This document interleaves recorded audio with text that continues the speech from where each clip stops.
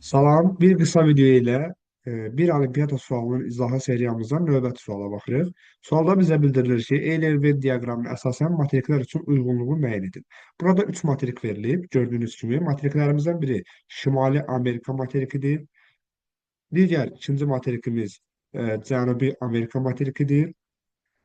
Və üçüncü bizim materikimiz isə Afrika materikidir. Gördüyünüz bu üç materiklə bu materikə uyğun xüsusiyyətlərin tapılması bizdən tələb edilir və biz bu tələbə uyğun olaraq bu materiklərə uyğun xüsusiyyətləri qeyd etməliyik.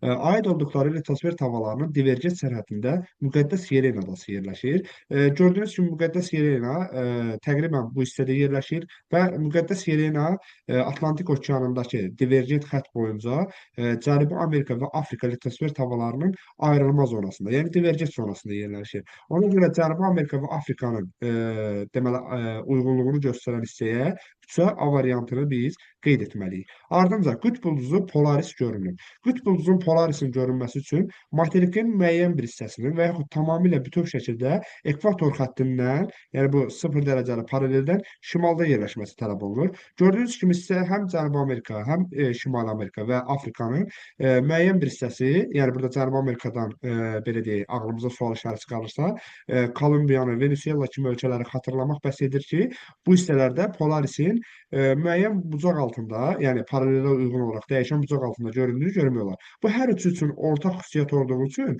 ortaya B yazmalıyıq. Buradan maraqlı bir deməli sualın tapılması metodu ortaya çıxır ki, bunların hər üçünün ortaq cəhəti olan ədəd göstərilmir. Deməli, B variantı olan bütün variantlar yanlışdır. Və ardınca biz B olan bütün variantlara çıxsaq, əgər imtahanda olduğumuz zaman E-ni, D-ni, daha sonra C-ni də çıxarıq, B-ni də çıxarıq və çox rahat bir şəkildə A variantını tapmış olardıq.